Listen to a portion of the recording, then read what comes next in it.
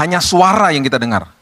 Itu sebabnya banyak orang yang hidupnya di dalam ketakutan karena memang orientasi manusia yang mereka alami dalam hidup sehari-hari adalah apa yang mereka lihat.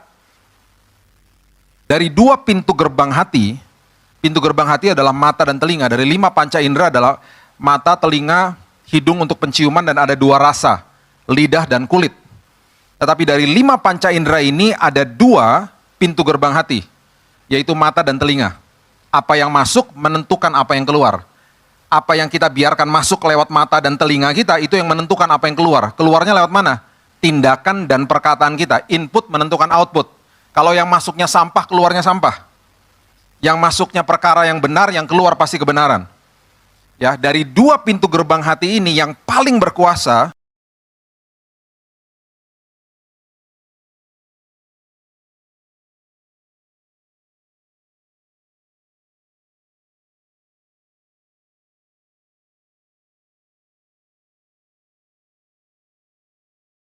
sudah ada menyiapkan yang terbaik bagi kami. Itu sebabnya Tuhan, kami memiliki pengharapan yang tidak pernah mengecewakan di dalam Tuhan. Kami sambut firman kehidupan, dan kami tahu firman-Mu senantiasa yang menjadi pelita bagi langkah-langkah kami, akan menumbuhkan iman percaya kami hari lepas hari. Kami sambut Tuhan hanya di dalam satu nama, nama yang indah, Yesus Kristus, Tuhan dan Juru Selamat kami. Kami berdoa dan mengucap syukur. Kita sama-sama katakan, amin, amin, haleluya. Silakan duduk. Wow, oke. Kira-kira 2 minggu lalu saya membawa rombongan ke Israel, dan ada saya mau sampaikan aja karena ada sesuatu momen yang membanggakan bagi bangsa Indonesia. Kami naik pesawat Emirates, Bapak Ibu pasti kalau tahu, kalau suka traveling pasti tahu lah ya. Emirates itu dimiliki oleh United Arab Emirates. United Arab Emirates memiliki 2 maskapai yang sangat elit di daerah Timur Tengah. Yang satu namanya Etihad, hubnya di Abu Dhabi. Satunya namanya Emirates, dia punya hub atau markasnya itu ada di Dubai. Nah, pesawat Emirates yang kami naiki itu adalah pesawat Emirates yang pertama kali masuk ke negara Israel. Jadi inauguration flight namanya. Itu penerbangan perdana masuk ke Tel Aviv. Jadi sampai di sana itu ada water cannon, jadi ada mobil pemadam kebakaran yang menyemprotkan air, kan itu upacara biasa untuk pesawat-pesawat yang baru masuk ke sebuah tempat. Ada penyambutan, bahkan ada TV-TV di semua tempat duduk yang kita bisa lihat penyambutan di tarmak. Tarmak itu tempat parkirnya pesawat dengan pejabat-pejabat dari Israel, bahkan di dalam terminal pun disambut, dan acaranya sangat formal sekali. Yang membanggakan adalah dari 300 penumpang di pesawat Emirates, 200-nya orang Indonesia. Dan itu diumumkan dan diberitahu bahwa penumpang terbanyak adalah orang Indonesia. Ya pastinya dari berbagai grup yang ketemu, dan itu tidak direkayasa, memang tiba-tiba semuanya ada di satu tempat. Saya nggak pernah percaya yang namanya kebetulan, di dalam Tuhan selalu ada kairosnya Tuhan. Jadi semua menyanyikan lagu-lagu rohani dalam bahasa Indonesia, dan waktu keluar yang terbanyak adalah orang Indonesia. Jadi salah satu yang membawa devisa yang besar bagi negara itu adalah orang Indonesia. Jadi mereka suka ketemu orang Indonesia, makanya banyak yang belajar bahasa Indonesia di sana. Kalau Bapak Ibu sudah pernah ke sana pastinya sudah tahu, karena kemana-mana tempat-tempat pasti orang pada berteriak-berteriak di pinggir jalan, ayo beli, ayo beli. Semua minta dibeli sama mereka. Jadi semua toko-toko pasti orang-orangnya bisa bahasa Indonesia. Oke, firman Tuhan gak ada hubungannya sama Emirates. Firman Tuhan kita mau belajar di Lukas pasal yang ke-24 ayat yang mulai dari ayat yang ke-13 dan seterusnya. Kita mau belajar tentang sebuah perjalanan ke Emmaus namanya. Bapak Ibu pasti sudah pernah dengar, sudah pernah mungkin baca juga, ada sebuah perjalanan ke Emmaus yang dilakukan sama 2 murid Yesus.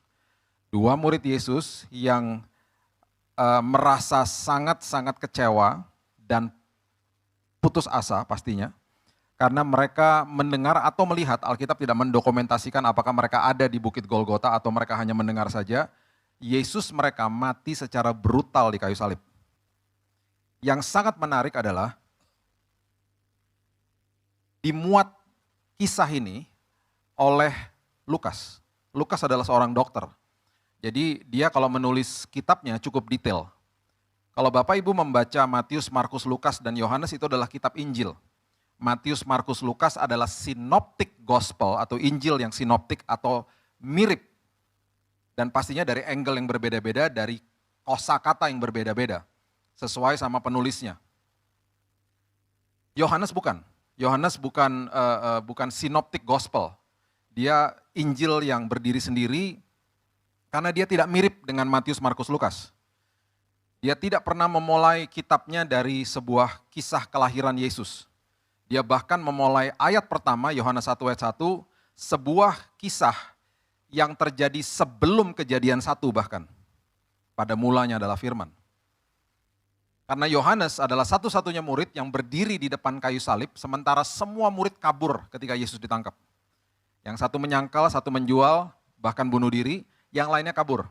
Alkitab mencatat hanya Yohanes berdiri di depan situ dengan resiko yang sangat besar, ada kemungkinan dia akan ditangkap dan dihukum mati juga karena dia pengikut Kristus.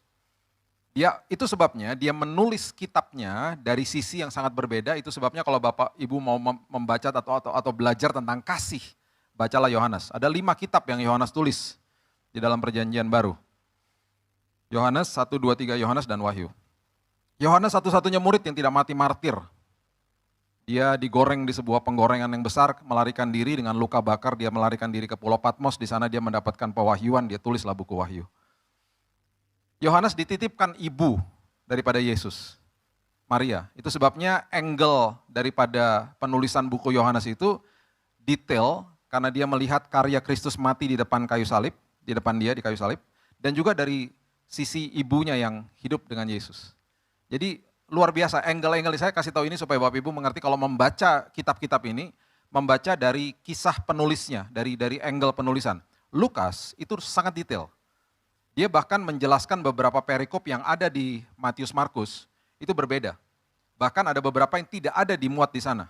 Karena sangat detail, karena seorang dokter dia, ya, physician. Nah, perjalanan ke Emmaus, kenapa dimuat? Dan perjalanan ini adalah kisah yang sangat sederhana, dimuat sama dokter Lukas ini, karena ada sebuah pesan yang dia mau berikan kepada kita semua.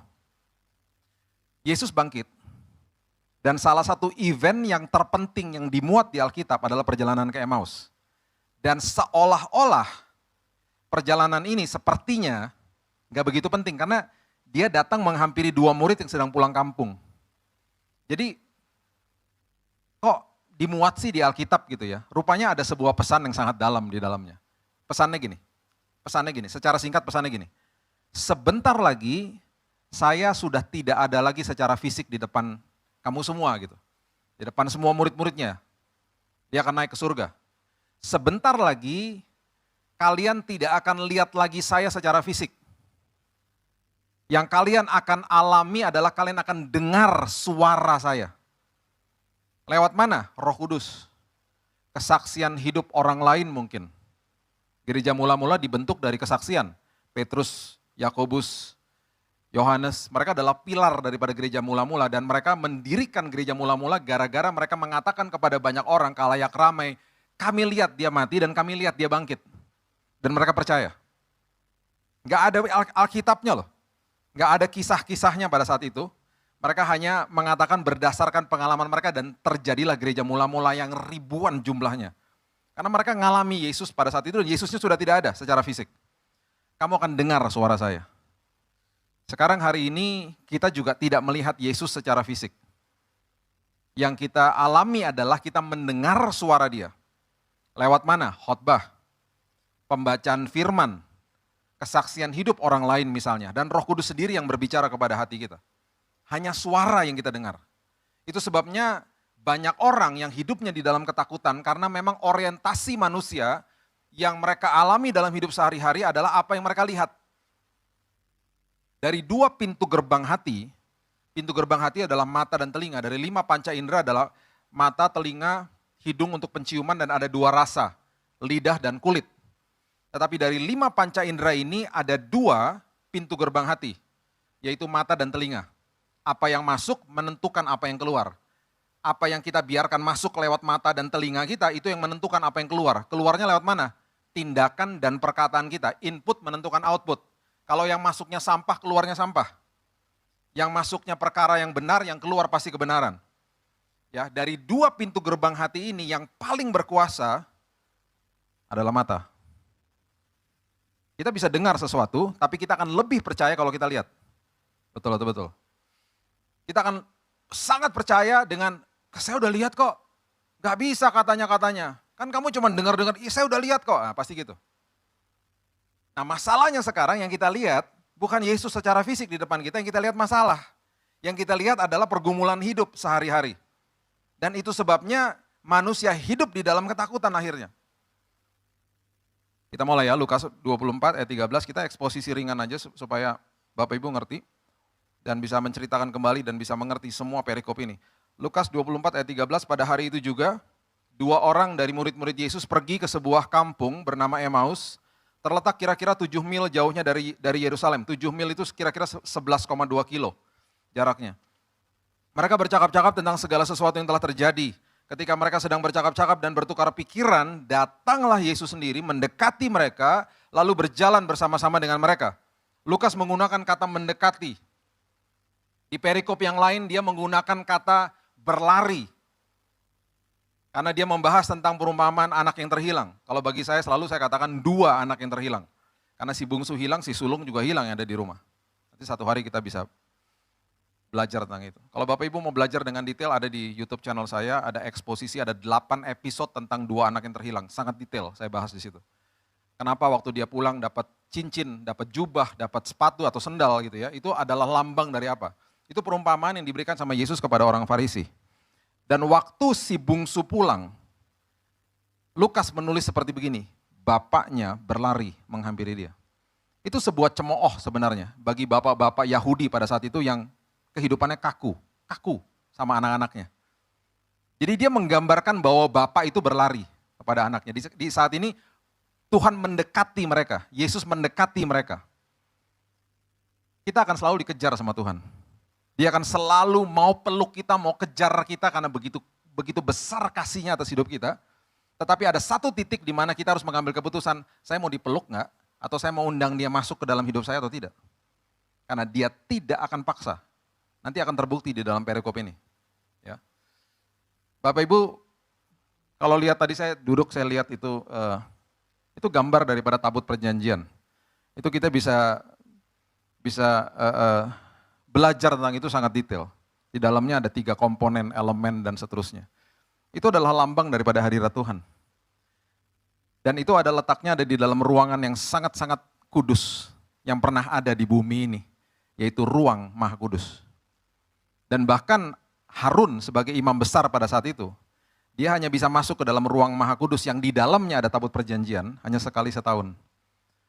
Yang dinamakan hari pendamaian atau Atonement Day atau Yom Kippur bahasa Ibraninya. Dan di tabut perjanjian itu ada tutupnya.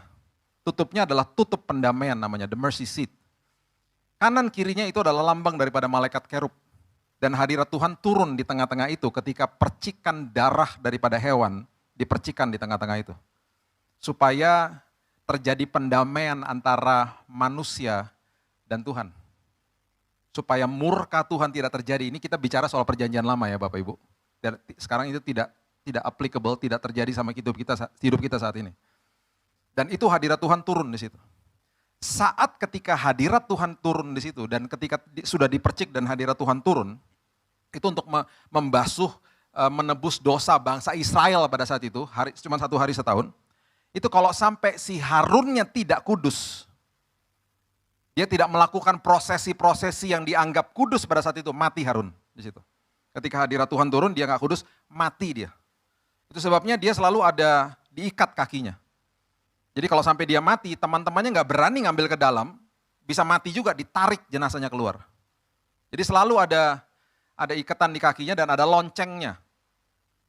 Beberapa kali teman-temannya kalau nggak ada suara dari dalam, mulai tarik-tarik itu talinya, kalau loncengnya masih berbunyi gitu ya, terus ada sautan dari dalam, digerakin lagi, oh berarti dia masih hidup. Tapi kalau ketika ditarik-tarik dan dia nggak ada respon, ada kemungkinan besar dia mati di dalam. Jadi Bapak Ibu bisa bayangkan, mau bertemu sama Tuhan aja ketakutan.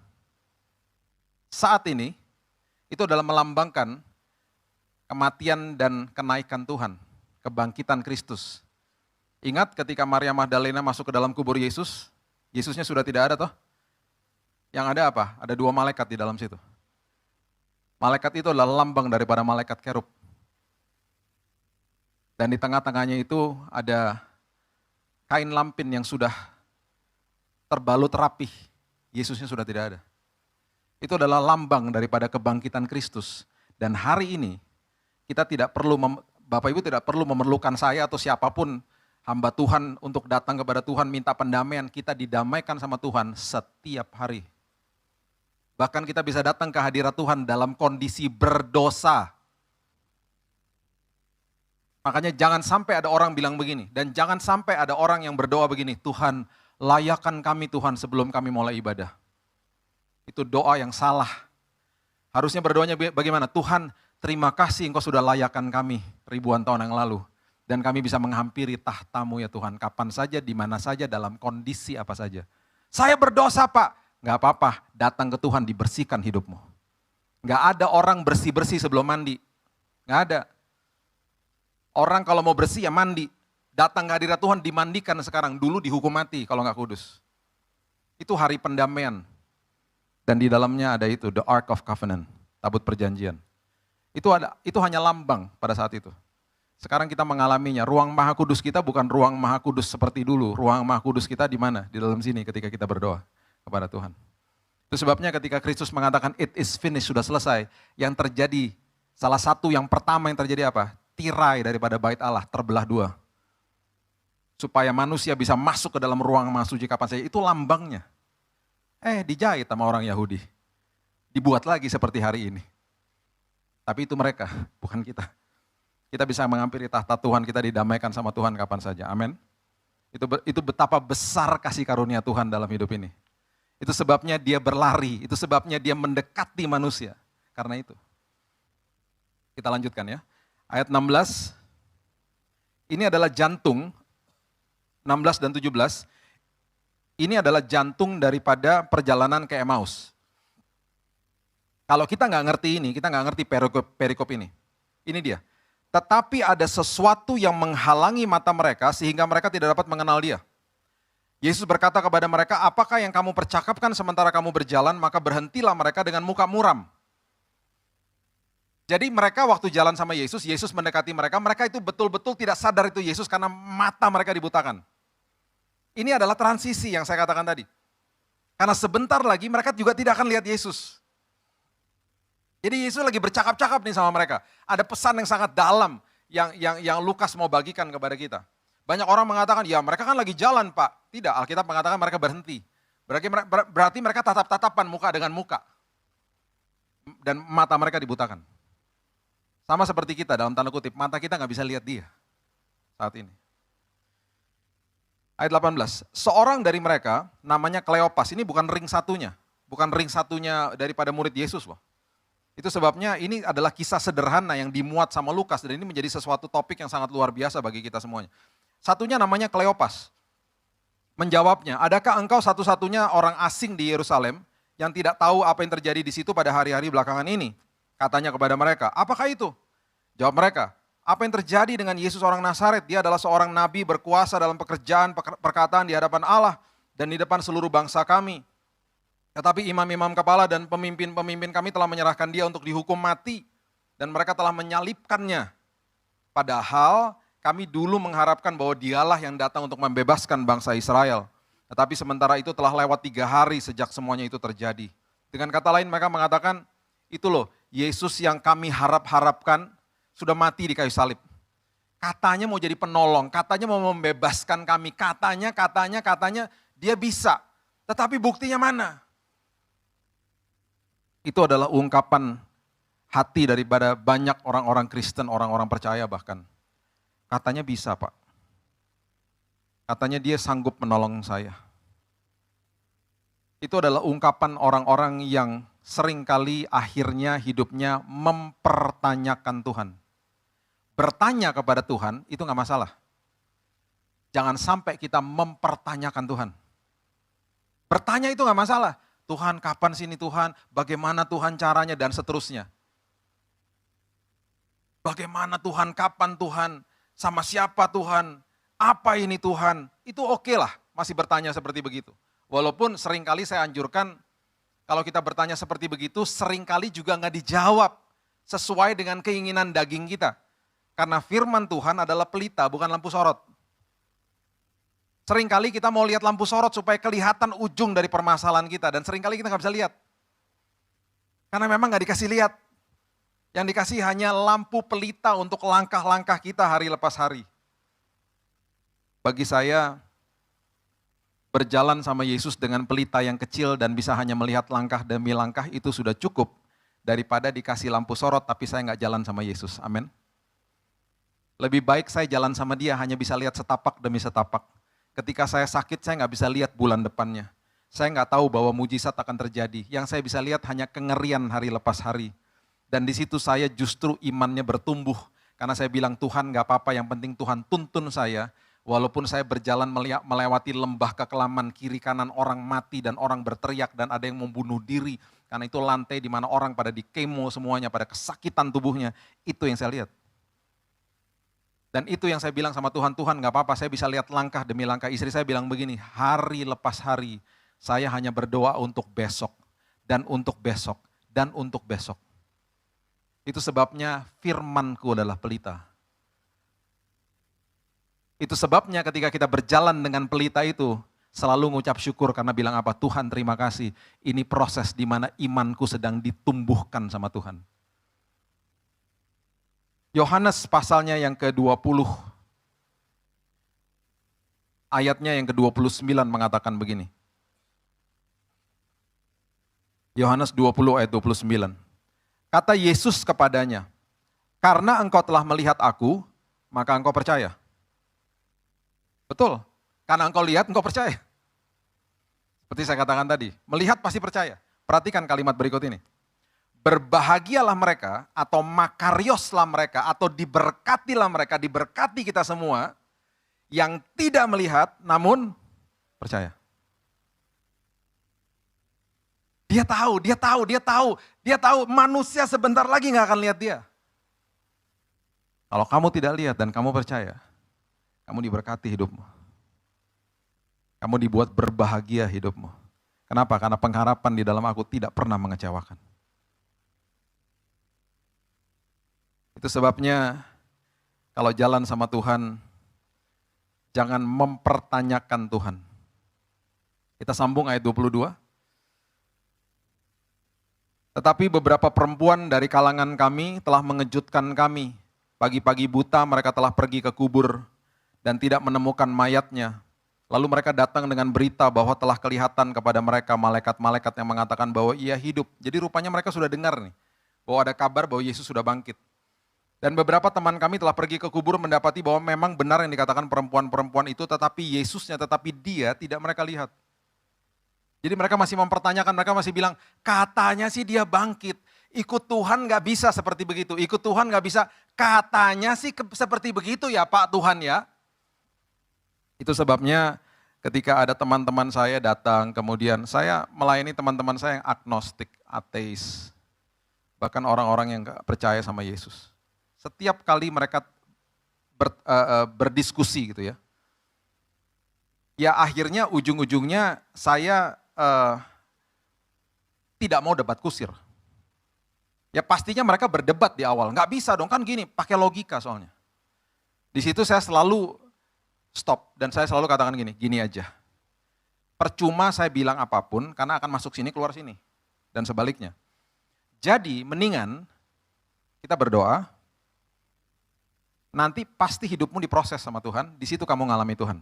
Nggak bisa katanya, nggak bisa katanya saya, nggak bisa. Nggak bisa katanya Billy Lantang, nggak bisa. Kamu harus ngalamin sendiri. Nanti pas kamu ngalamin, aku akan pandu kamu dan saya akan doa saya menyertai kamu dan kamu sesering apapun mau ketemu sama saya nggak masalah. Saya kalau mentor orang teman-teman saya kayak begitu.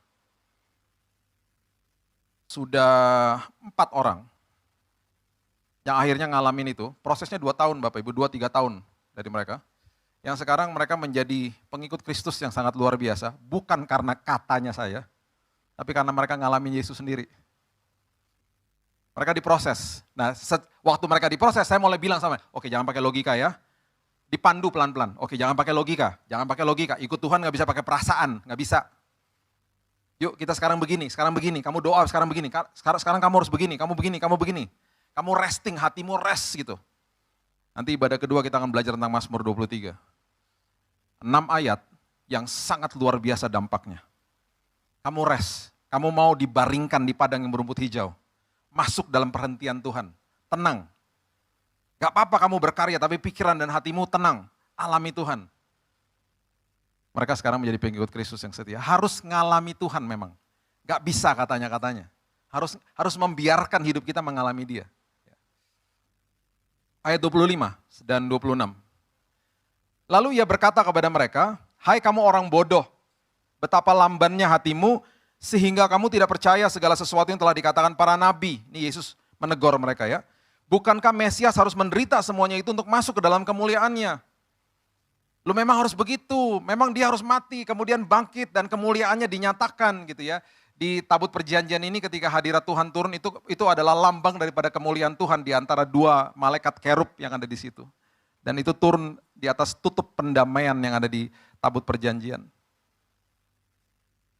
Kalau kita baca ayat ini, ada kalimat, hai kamu orang bodoh. Kasar sepertinya. Sepertinya kok kasar sih ngomongnya gitu ya. Tapi mereka nggak tersinggung, kita nggak mengerti tata bahasa, kemudian bahasa tubuh mereka pada saat itu. Karena ujung-ujungnya di perikop ini akhirnya Yesus diundang masuk kok ke dalam rumah mereka. Mereka nggak tersinggung. Kenapa? Ini prinsipnya. Roh Kudus selalu menegur kita dengan kasih. Kalau sampai di pikiran kita ada tuduhan, ada penghakiman di dalam sini, dan mengatakan kamu tidak layak untuk datang kepada Tuhan, dan kita diingatkan sama masa lalu kita, itu bukan dari Tuhan. Catat itu baik-baik. There is no condemnation. Tuhan tidak menuduh, Tuhan tidak menghakimi saat ini. Tidak. Karena sudah selesai semuanya di kayu salib. Jadi kalau sampai ada teguran-tegurannya pasti penuh dengan kasih. Itu sebabnya saya pernah jelaskan di tempat ini, saya kalau mendidik kedua anak saya didik dengan kasih karunia, bukan hukum Taurat. Kalau hukum Taurat begini, didik anak. Nggak akan pernah efektif. Anak siapa kamu? Anaknya bingung. Ya anak kamu kok nanya sih gitu. Anak kamu bandel kamu. Wah dikasih tahu macam-macam, dimarah-marahin gak dikasih solusi. Beda kalau diginiin. Ketika mereka berbuat nakal waktu mereka masih kecil-kecil, saya berlutut di depan mereka, saya bilang gini, apa yang saya bisa lakukan supaya kamu tidak lakukan itu lagi? Yesus katakan apa yang saya bisa lakukan? Saya mati bagi kamu, saya akan mati bagi kamu. Supaya kamu tidak hidup lagi di dalam dosa. Itu sebabnya kasih karunia membebaskan, bukan tiket buat dosa. Dan ketika mereka dikasihi dan mereka tahu bahwa ketika saya berlutut di depan mereka, mereka langsung paham bahwa, oh Bapak saya sepihak sama saya.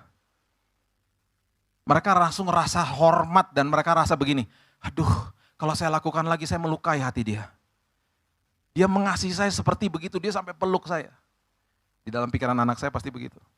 Sampai akhirnya mereka memilih disiplinnya. Dedi kalau sampai aku lakukan ini lagi, Dedi ambil mainan aku. Dedi jangan ajak aku lagi pergi ke tempat-tempat ini dan seterusnya. Dan ketika mereka lakukan perkara yang salah lagi, saya berlutut lagi di depan mereka, kita harus bagaimana sekarang? Dia yang sebut disiplinnya harus bagaimana. Dia tidak sakit hati sama orang tuanya. Dan ketika itu berjalan beberapa kali, akhirnya ketika saya dan istri saya tidak ada di rumah, mereka tidak mau berbuat nakal, bukan karena takut sama orang tuanya, tapi karena hormat sama orang tuanya. Paham? Itu kasih karunia. Takut sama Tuhan bukan ketakutan sama Tuhan. Takut sama Tuhan artinya hormat sama Tuhan. Itu kasih karunia. Itu isi daripada teguran Yesus. Makanya mereka nggak pernah tersinggung. Ayat berikutnya adalah ayat yang kalau Bapak Ibu tanya sama saya, iri rohani, ini saya iri rohani di sini. Karena Yesus mengajarkan apa yang terisi di dalam kitab suci tentang dia kepada murid-muridnya live. Langsung dari mulutnya dia. Lalu ia menjelaskan ayat 27 kepada mereka apa yang tertulis tentang dia dalam seluruh kitab suci mulai dari kitab-kitab Musa dan segala kitab nabi-nabi. Wow, saya kalau baca ini aduh Tuhan, Seru banget ya, dihotbain sama Yesus sendiri gitu saat itu. Nanti satu hari kita akan bisa mendengar banyak kisah-kisah dia. Yohanes mengatakan tidak semua kisahnya bisa dimuat di dalam Alkitab karena terlalu banyak. Pasti masih banyak kisah-kisah yang luar biasa yang gak pernah kita baca, yang tidak didokumentasikan di Alkitab. Kira-kira 3-4 tahun lalu sebelum pandemi, saya mengantar anak saya yang kedua ke sekolah. Dan waktu lagi on the way ke sekolah, dia bilang, "Daddy jangan drop aku di sekolah, drop aku di lapangan bola di dekatnya sekolah. Karena ada pertandingan sepak bola." Oke bos, dia kalau pagi bos saya supirnya dia. Jadi saya antar dia ke lapangan bola, sebelum saya drop dia bilang, "Dad tolong bawain tas sekolah saya, kan Daddy nanti pulang lewat sekolah. Kasih ke satpam dong karena tasnya berat." Kenapa ya tas anak sekarang berat-beratnya luar biasa, kayak diisi batu kali gitu loh. Beratnya luar biasa. Saya bilang, saya angkat gitu, "Ih berat banget deh," gitu. "Ya tolong Dad, tolong di drop kasih ke satpam aja," katanya. Waktu on the way ke sekolah, bos yang lebih besar telepon saya. Siapa? Istri saya. Ini komisaris kalau ini. "Sayang, itu anak lupa makan rotinya. Lupa breakfast tadi pagi. Itu ketinggalan rotinya di meja. Kamu tolong beliin roti, kamu di mana? Sekarang saya lagi on the way ke sekolah, lagi mau antar tasnya. Beliin roti dong, masukin aja di tasnya." "Oke bos." Saya ketemu Indomaret. Kan suka ada roti-roti masih fresh tuh pagi-pagi. Saya beli 2, saya masukin dalam tasnya. Dengan harapan nanti dia kalau buka tasnya dia makan rotinya. Betul dong? Saya kasih ke satpam, saya pulang. Siang hari saya jemput. Pertama kali ketika dia masuk mobil saya bilang gini, "Dek, kita namanya, did you eat your bread? Kamu makan roti gak tadi pagi? Yang ada di dalam tas kamu." Terus dia gini, "Itu dari Dedi rotinya." "Ya iya." "Ya mana aku tahu." "Ya oke lah, tapi kamu makan gak?" "Enggak lah." "Kenapa?" "Karena aku gak tahu sumbernya dari mana." Sampai-sampai aku keluarin tuh roti, sampai aku nanya sama teman-temanku, "Ini ada yang salah masukin gak ke dalam tas?" "Loh itu punya kamu kan di dalam tas kamu." Gak bisa gitu. Bukannya Dedi dulu ngajarin, kalau gak tahu sumbernya dari mana jangan dimakan. Bisa-bisa aja isinya narkoba, hayo. Pernah diajarin kan kayak gitu? Iya bener juga ya. Bener juga, pinter juga ini anak. Bener juga, terus dia bilang gini, "Dedi punya WhatsApp-nya aku gak nomornya?" "Punya dong." "Lain kali WhatsApp. Kasih tahu, Dek ada roti, makan ya rotinya. Kalau gak mau WhatsApp tulis di kertas. Karena kalau gak dapat suara dari Dedi, gak dapat pemberitahuan dari Dedi, aku gak akan makan." Di situ saya baru paham, iya ya bener juga. Anak saya aja mau percaya sama suara saya. Siapakah kita?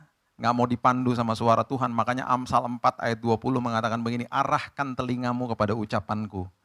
Simpan di dalam lubuk hatimu. Karena itu sumber daripada kehidupan bahkan kesembuhan dalam hidupmu." Dokter kasih diagnosa, nggak apa-apa, itu kenyataan. Saya mau dengar suara Tuhan karena kebenaran akan berkuasa di atas kenyataan saya. Arahkan telingamu kepada ucapanku.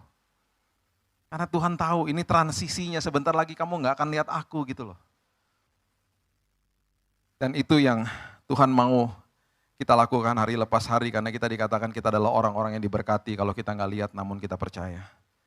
Ayat 28, salah satu ayat favorit saya, mereka mendekati kampung yang mereka tuju. Lalu, perhatikan ini, Yesusnya ya, berbuat seolah-olah hendak meneruskan perjalanan. Jadi bayangkan Bapak Ibu, mereka udah sampai di situ, Yesusnya kayak begini. "Ini rumahmu ya. Oh ya udah ya, aku terusin perjalanan ya." Seolah-olah ingin meneruskan perjalanan tuh berarti di dalam hatinya gini, undang dong, undang masuk dong gitu. Dia akan berlari, dia akan mendekati kita, tapi dia tidak akan paksa kita. Ada titik di mana kita akan bilang, "Oke Tuhan, aku mau dipeluk. Oke Tuhan, aku mau Engkau masuk dalam semua aspek hidupku." Di situ baru kita akan lihat dia nanti. Jangan biarkan dia lewat. Jangan biarkan dia lewat. Dia akan terus ketuk kita. Dia akan terus cari kita di semua aspek hidup kita. Suka dan duka. Tahun 95 atau 96, saya lupa tahun, 96 kayaknya. Saya masih kuliah, dan ada yang suka main basket nggak di sini? Ada satu, Ada lagi yang lain? Tahu ya basket ya? Bolanya yang warna oranye. Kayaknya bingung gitu. Basket ya, oke. Saya ini suka main basket dari sejak SMP. Waktu kuliah saya main basket bisa sampai 6 jam. 6 jam tuh maksudnya istirahat cuma 5 menit, minum, ganti kaos, bisa 4-5 kaos tuh saya ganti. Dan nggak ada capeknya lah pokoknya. Saya masih ngikutin sampai hari ini, intens. Kalau mau ngomongin basket, saya ngikutin intens. Dan saya sama anak-anak saya masih suka nonton live di sana. Waktu tahun 90-an, waktu saya masih kuliah, 80, 90 gitu ya. Tahun 90-an itu ada era namanya Michael Jordan era. Kalau pemain basket pasti idolanya tuh, idola saya waktu itu Michael Jordan lah. Ya. Jadi Michael Jordan tuh mirip saya, bukan saya mirip dia. Jadi satu hari teman saya karena tahu saya suka Michael Jordan, dia kasih hadiah ulang tahun kepada saya nonton Michael Jordan di kota Chicago. Saya tinggal kira-kira 9 jam dari kota itu, jadi kita naik mobil ke sana. Sampai di sana saya bilang sama teman saya, sebelum kita nonton gamenya ada restoran Michael Jordan saat itu. Sekarang udah tutup restoran. Kita makan di situ yuk gitu, karena itu restoran menu kesukaannya dia. Nah, Bapak Ibu, waktu masuk ke sana, masuk ke dalam restoran itu ada lorong, nggak terlalu besar lorongnya. Masuk, sepi nggak ada orang. Di depan kami ya ada pintu tulisannya VVIP, pintu ruangan VVIP. Di samping pintu itu ada tangga ke sebelah kiri, naik ke atas. Kalau naik ke atas itu restorannya besar, sebesar gereja ini mungkin, atau lebih besar lagi. Besarnya luar biasa, penuh dengan orang di atas. Di bawahnya nggak ada orang, sepi. Jadi orang cuma lewat ke foyer gitu ya, naik ke atas udah restoran di atasnya. Setelah selesai singkat cerita, selesai makan, saya mau pergi ke game, nonton Michael Jordan. Saya sama teman saya turun tangga. Lagi turun tangga, pintu VVIP kebuka. Waktu pintu VVIP kebuka, yang keluar dari situ adalah Michael Jordan. Kaget dong saya. Dan gak ada pengawal. Sendirian dia keluar, idola saya. Saat itu ya. Kaget dan langsung negor, Mike, saya bilang gitu. Wah, dia lihat ke kanan, dia langsung nyapa dan dia hangat sekali. Hai guys, katanya gitu. Ngapain baru makan di sini? Iya, makan apa? Wah, kita ngobrol udah. Jadi saya, Michael Jordan, teman saya, kita jalan nih keluar bertiga, jalan. Tidak ada orang, tidak ada pengawalan, kita jalan bertiga ngobrol sama dia. Hati saya deg-degan karena ketemu sama idola saya. Ngobrol gimana, sekalian mau kemana? Mau ke game, oh good gitu. Saya masih ingat tuh malam itu sama Detroit Pistons, kalau pemain basket pasti tahu lah. Wah nanti malam kamu duduk di mana, dia tanya-tanya, oh pokoknya dia ramah sekali. Sampai di luar, saya nggak pernah lupa, dia minta kunci mobilnya sama tukang valet. Rupanya mobil yang parkir di depan, mobil dia, saya nggak pernah lupa tuh, Range Rover mobilnya. Dia ambil kuncinya, dia bilang bye guys, kita juga bilang bye. Dia masuk mobil, dia pergi. Saya sama teman saya, kita loncat-loncat berdua. Oh, ketemu Michael Jordan gitu. Lagi kita loncat-loncat, tiba-tiba kita langsung diem berdua. Pelotot-pelototan. Kenapa nggak foto tadi? Aduh. Dia marahin saya marahin balik. Dia bilang kan kamu yang pegang kameranya. Saya bilang kenapa nggak diingetin? Saya bilang gitu. Dulu nggak ada HP Bapak Ibu. Yang ada kamera Fuji. Ingat nggak? Yang millennials pasti bingung. Cekrek. Hasilnya dilihat seminggu lagi setelah ada proses namanya cuci film. Betul? Hasilnya kita nggak tahu, kalau jelek ya jelek nanti seminggu baru kelihatan. Sekarang kalau jelek kan kita hapus, ulang. Dulu nggak bisa. Tapi paling tidak saya tuh lupa foto. Padahal saya pegang kameranya. Jadi akhirnya saya foto apanya? Mobilnya saya foto dari belakang, cekrek. Jadi kalau Bapak Ibu tanya sama saya, mana Pak buktinya? Ya saya punya buktinya, foto mobilnya doang dari belakang. Itu pun gelap kacanya Michael Jordan nggak kelihatan. Tapi saya nggak bohong, itu beneran Michael Jordan. Tapi nggak apa-apa, itu pengalaman yang ya udah saya nggak pernah ketemu lagi sama dia. Nggak apa-apa dilewatin Michael Jordan asal jangan dilewatin Tuhan, amin. Jangan biarkan Tuhan lewati hidup kita, karena di kalimat berikut ini yang sangat menggugah saya. Di kalimat ayat terakhir ini 29-32 kita baca ya. Tetapi mereka sangat mendesaknya, katanya. Tinggallah bersama-sama dengan kami, sebab hari telah menjelang malam dan matahari hampir terbenam. Lalu masuklah Yesus untuk tinggal bersama-sama dengan mereka.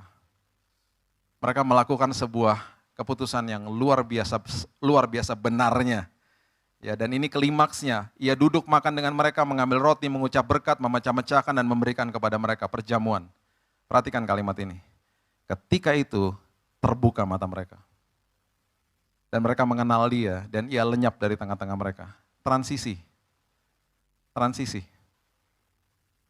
Lukas lagi mengajarkan kepada kita transisi, sebentar lagi kita nggak akan lihat dia. Dan kita hari ini kita tidak lihat dia secara fisik.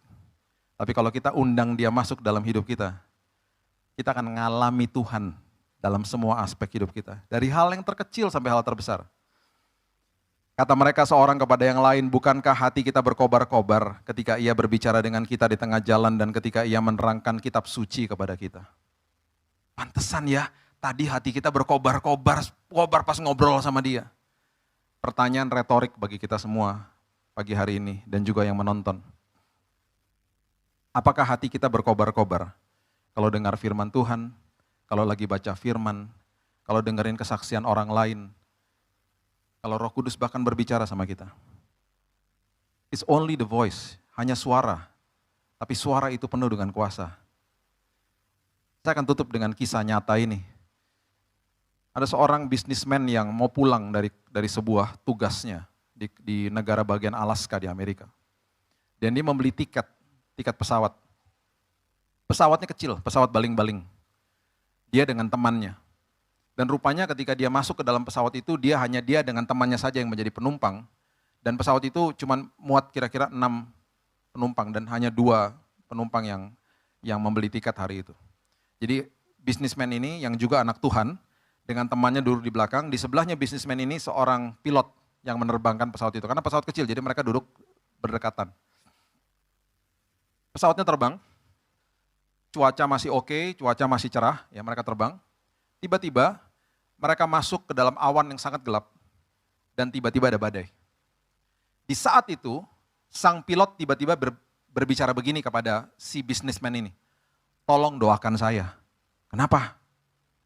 Saya ini kalau masuk di awan gelap, saya punya kecenderungan mau pingsan. Nah loh, mau pingsan? Iya. Loh kenapa terbang dong kalau gitu tadi? Tadi waktu saya mau terbang, saya lihat cuaca, ramalan cuacanya baik-baik aja. Makanya saya terbang. Tapi memang suka begini nih di Alaska. Kalau di dalam musim-musim seperti begini, suka tiba-tiba cuaca berubah dengan cepat. Selagi dia berbicara begitu, betul-betul dia pingsan. Grek, pingsan. Karena dia disorientasi katanya. Kalau lihat awan gelap dan seterusnya. Panik dong. Sang bisnismen ini panik. Temannya juga panik. Mereka segera meraih radio yang ada di kokpit. Mereka kemudian berteriak di situ. Mayday, Mayday, tolong kami, tolong kami. Dan ada suara yang segera menyaut. Karena ada sebuah pesawat besar Boeing 747, pesawat kargo, pesawat barang. Yang lagi melintas di area situ dan pilotnya bilang, ada apa? Tolong kami, ini pilot kami pingsan. Sebentar saya akan panggil tower atau menara terdekat. Menara terdekat, airport terdekat. Dalam beberapa menit ada suara masuk. Dari airport terdekat, dari tower atau menara dari airport terdekat mengatakan begini. Pak, saya dari menara Pak. Dari airport terdekat dengan Bapak. Saya akan pandu Bapak mendaratkan pesawat itu dengan selamat. Saya sudah punya manual bukunya di depan saya sudah tahu Bapak pesawat yang mana, saya bisa lihat Bapak, Bapak nggak bisa lihat saya. Saya bisa lihat Bapak di radar maksudnya.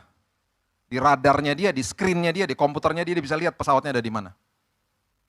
Sama seperti Tuhan pada hari ini mengatakan kepada kita, saya bisa lihat kamu, kamu nggak bisa lihat saya. Kemudian suara itu mengatakan begini, dengar suara saya. Pak, pesan saya yang paling penting Pak, jangan lihat keluar, jangan lihat badai, dengerin suara saya. Saya akan pandu Bapak, mencet, tarik, setir, tombol-tombol yang ada di kokpit Bapak. Bawa pesawat kan tidak seperti mobil ya, nggak usah lihat keluar juga nggak apa-apa, kan semuanya ada di kokpitnya. Kemudian dia katakan begini, Pak, di depan Bapak ada gunung yang sangat tinggi. Gak masalah Pak, saya akan bawa Bapak manuver kanan kiri, Bapak akan selamat kalau dengerin suara saya. Sekali lagi ya Pak, jangan lihat keluar, jangan lihat badainya. Singkat cerita Bapak Ibu, pesawat ini mendarat dengan selamat. Walaupun kalau dilihat di CCTV itu dia loncat-loncat begini waktu mendarat, sampai 7 kali. Karena memang dia bukan penerbang. Bapak itu trauma, dia turun dari pesawat, semuanya oke-oke aja, dia langsung check-in ke hotel terdekat. Di malam hari itu, sebelum dia tidur, kamarnya diketok. Dan waktu dia buka pintunya, ada seorang pria berdiri di depan kamarnya dia. Dan pria itu mengatakan begini, Pak, saya suara yang tadi, yang dari menara itu. Mereka berpelukan. Dan kemudian suara yang dari menara itu, Bapak itu mengatakan begini, Pak, saya salut sama Bapak. Bapak hebat Pak. Bapak dengerin suara saya. Pak, saya cuma mau mengatakan kepada Bapak, saya pernah ngalami hal yang serupa Pak. Pesawatnya jatuh. Karena pilotnya tidak dengerin suara saya, dia terus lihat keluar. Dia mengalami disorientasi, dia mengalami ketakutan, dia jatuh pesawatnya Pak. Satu hari nanti kita akan berjumpa dengan suara itu. Dan kita akan pelukkan sama Tuhan. Dan di hari itu dia akan katakan, kamu luar biasa. Kamu terus dengerin suara saya. Kamu pulang dengan selamat. Kamu kembali ke dalam jalan yang benar. Kamu mau dituntun sama suaraku. Kamu kembali ke dalam rumahku dengan selamat. Satu hari nanti, dia akan katakan itu kepada kita. Selama kita hidup, dengar suara itu. Kita adalah orang-orang yang diberkati. Karena walaupun kita tidak melihat, tapi kita percaya kepada Tuhan. Berikan tepuk tangan kita untuk Tuhan kita yang luar biasa. Bapak terima kasih buat hari yang dahsyat ini, terima kasih Tuhan buat pagi yang indah ini. Hamba-Mu stop sampai di sini, tapi firman Tuhan terus berkumandang di dalam hati kami. Suara Tuhan terus bekerja, suara Tuhan terus menegur, suara Tuhan terus memberikan kami comfort, memberikan kami Tuhan penyegaran, memberikan kami Tuhan motivasi yang baru, semangat yang baru, bahkan damai dan sukacita ya Tuhan. Suara-Mu itu Tuhan adalah suara yang sangat berkuasa. Dan kami mau Tuhan betul-betul telinga rohani kami dibuka, mata rohani kami dibuka. Supaya kami senantiasa mengalami Tuhan. Kami mau undang Tuhan masuk dalam semua aspek hidup kami. Terima kasih Bapa, terima kasih Yesus. Kami mengucap syukur buat hari yang indah ini. Dan ketika hamba-Mu stop sampai di sini, firman Tuhan terus, suara itu terus Tuhan berkumandang di hati dan pikiran kami. Terima kasih Bapa. Hanya di dalam satu nama-nama yang indah, Yesus Kristus. Kami sudah berdoa, Immanuel, Allah beserta dengan kita. Kita sama-sama katakan, amin. Tuhan berkati.